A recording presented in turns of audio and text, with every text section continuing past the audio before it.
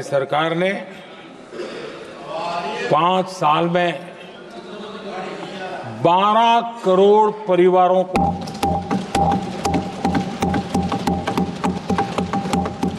घरों में नल से जल देने का काम किया है और काम तेजी से आगे भी बढ़ रहा है। आदरणीय सभापति जी, हमने गरीबों के लिए इतना काम किया और इसके कारण आदरणीय राष्ट्रपति जी ने अपने अभिभाषण में इसका विस्तार से वर्णन किया है। जो लोग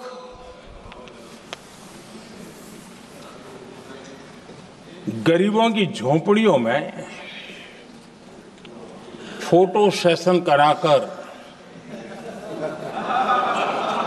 अपना मनोरंजन करते रहते हैं,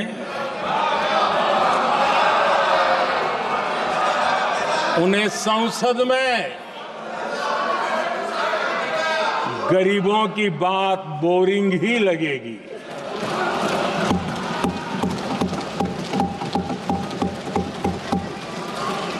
आदरणीय सभापति जी, मैं उनका गुस्सा समझ सकता हूं।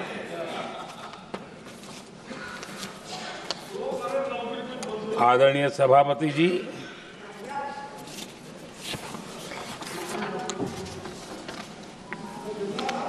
समस्या की पहचान करना एक बात है, लेकिन अगर जिम्मेवारी है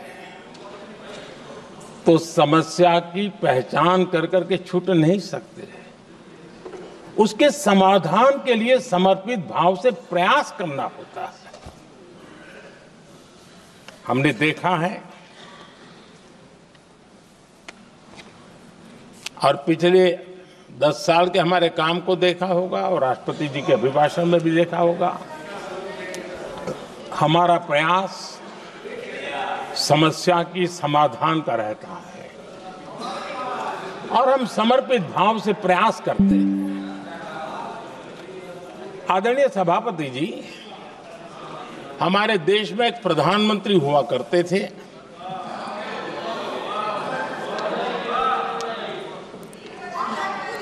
उनको मिस्टर क्लीन करने कहने की एक फैशन हो गई थी।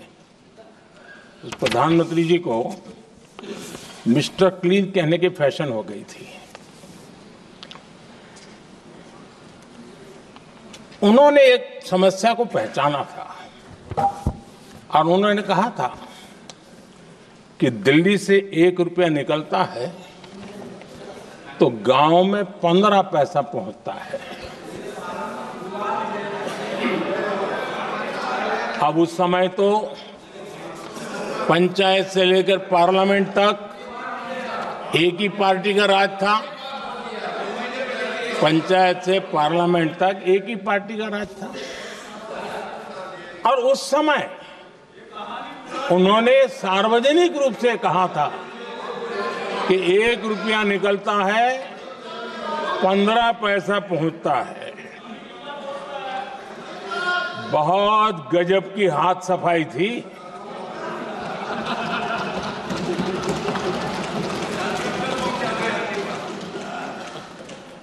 पंद्रह पैसा किसके पास जाता था, ये देश का सामान्य मानवी भी आसानी से समझ सकता है।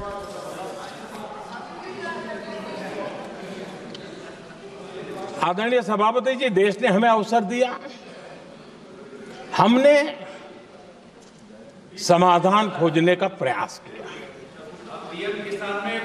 हमारा मॉडल है बचत भी विकास भी। जनता का पैसा जनता के लिए। हमने जनधन, आधार, मोबाइल की जेम ट्रिनिटी बनाई और डीबीटी से direct benefit direct benefit transfer ये देना शुरू किया। आदरणीय सभापति जी, हमारे कार्यकाल में हमने 40 लाख करोड़ रुपया सीधा जनता जनार्दन के खाते में जमा किया। आदरणीय सभापति जी, इस देश का दुर्भाग्य देखिए, सरकारें कैसी चलाई गई, किसके लिए चलाई गई। माननीय सदस्य, मैं सबसे आपसे आग्रह कर रहा हूं, आप सदन की गरिमा बनाए रखें। बैठे बैठे कोई माननीय सदस्य टिप्पणी नहीं करे, उचित नहीं है, ये गलत तरीका है आपका। ये सदन की मर्यादा नहीं है आपकी। आप प्रोटेक्ट करना चाहते हो उनको इस तरीके से, गलत तरीका, ये गलत तरीका है। आप बैठे बैठे टिप्पणी करना चाहते हैं।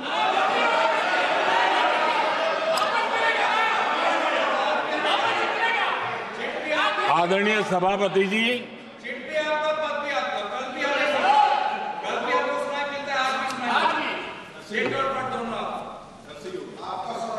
जब ज्यादा बुखार चढ़ जाता है तब लोग कुछ भी बोलते हैं, लेकिन इसके साथ साथ ज्यादा हताशा निराशा फैल जाती है तब भी बहुत कुछ बोलते हैं। आदरणीय सभापति जी, जिनका जन्म नहीं हुआ था, जो भारत की इस धरती पर अवतरित नहीं हुए थे, ऐसे 10 करोड़ फर्जी लोग सरकारी खजाने से अलग अलग योजनाओं का फायदा ले रहे थे। आदरणीय सभापति जी, सही को अन्याय न हो इसलिए राजनीतिक फायदा नुकसान की परवाह किए बिना हमने इन 10 करोड़ फर्जी नामों को हटाया और असली लाभार्थियों को खोज खोज करके उन तक मदद पहुंचाने का अभियान चलाया। आदरणीय सभापति जी, ये 10 करोड़ फर्जी लोग जब हटे और भिन्न भिन्न योजनाओं का हिसाब लगाएं तो करीब करीब 3 लाख करोड़ रुपया गलत हाथों से जाने से बच गए। मैं हाथ किसका था ये नहीं कह रहा हूं, गलत हाथों से। आदरणीय सभापति जी, हमने सरकारी खरीद में भी टेक्नोलॉजी का भरपूर उपयोग किया, ट्रांसपेरेंसी लाए और जेम पोर्टल, जो आज राज्य सरकारें भी उसका उपयोग कर रही है, जेम पोर्टल से जो खरीदी हुई उससे आमतौर पर जो खरीदी होती है उससे कम पैसों में खरीदी हुई और सरकार के 1,15,000 करोड़ रुपए की बचत हुई।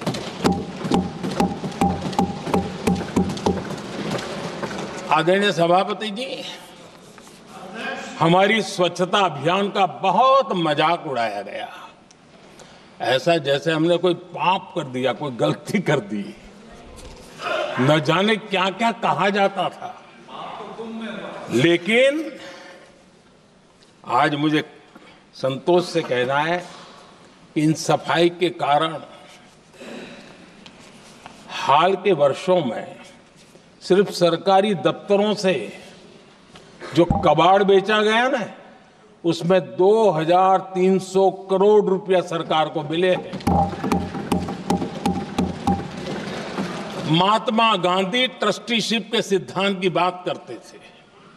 वो कहते थे कि हम ट्रस्टी हैं, ये संपत्ति जनता जनार्दन की है और इसलिए हम पाई पाई को एक ट्रस्टीशिप के सिद्धांत के आधार पर बचाने की और सही जगह पे उपयोग करने का प्रयास करते हैं। और तब जाकर के स्वच्छता अभियान से कबाड़ बेचकर 2300 करोड़ रुपया देश की सरकार के खजाने में आ रहा है।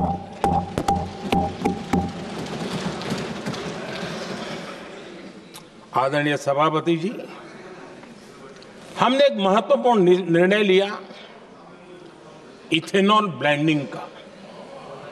हम जानते हैं हम एनर्जी इंडिपेंडेंट नहीं हैं, हमें बाहर से लाना पड़ता है। जब इथेनॉल ब्लेंडिंग किया और हमारे पेट्रोल डीजल की आय कम हुई, उस एक निर्णय से 1 लाख करोड़ रुपए का फर्क पड़ा है। और ये पैसे करीब करीब 1 लाख करोड़ रुपया किसानों की जेब में गया है। आदरणीय सभापति जी, मैं बचत की तो बात कर रहा हूं, लेकिन पहले अखबारों की हेडलाइन हुआ करती थी, इतने लाख के घोटाले, इतने लाख के घोटाले, इतने लाख के घोटाले। 10 साल हो गए, ये घोटाले न कर करके, घोटाले न होने से भी देश के लाखों करोड़ रुपए बचे हैं, जो जनता जनार्दन की सेवा में लगे हैं। आदरणीय सभापति जी, हमने ये जो अलग अलग कदम उठाए, उससे लाखों करोड़ रुपए की बचत हुई, लेकिन उन पैसों का उपयोग हमने शीश महल बनाने के लिए नहीं किया।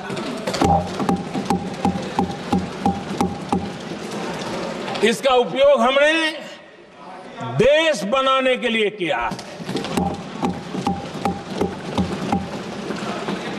इंफ्रास्ट्रक्चर का बजट 10 साल पहले 1,80,000 करोड़ था, हमारे आने से पहले। आदरणीय सभापति जी, आज 11 लाख करोड़ रुपया इंफ्रास्ट्रक्चर का बजट। और इसलिए राष्ट्रपति जी ने भारत की नींव कैसी मजबूत हो रही है, इसका वर्णन इसमें किया है। रोड हो, हाईवे हो, रेलवे हो, ग्राम सड़क हो, इन सभी कामों के लिए विकास की एक मजबूत नींव रखी गई है। आदरणीय सभापति जी, सरकारी खजाने में बचत हुई वो तो एक बात है, और वो करना भी चाहिए, जैसा मैंने ट्रस्टीशिप की बात कही। लेकिन हमने इस बात पर भी ध्यान रखा है कि जन सामान्य के उनको भी बचत का लाभ मिलना चाहिए। योजनाएं ऐसी हो ताकि जनता को भी बचत हो। और आपने देखा होगा, आयुष्मान भारत योजना बीमारी के कारण सामान्य मानवी को जो खर्च होता था, अब तक जिन लोगों ने इसका बेनिफिट लिया है, उसी के हिसाब से मैं कहता हूं कि करीब करीब देशवासियों का आयुष्मान योजना का बेनिफिट लेते के कारण जो खर्चा उनको अपने जेब से करना पड़ता, वैसे 1,20,000 करोड़ रुपया जनता जनार्दन के बचे हैं।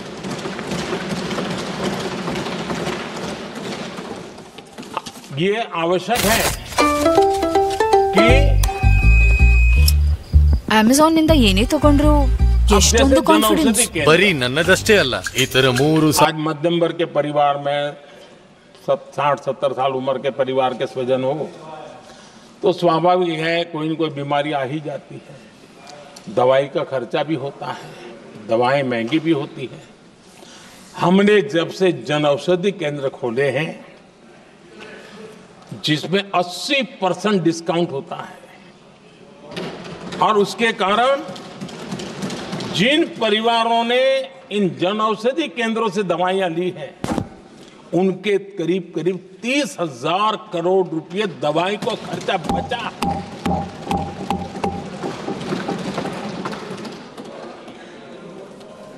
आदरणीय अध्यक्ष जी,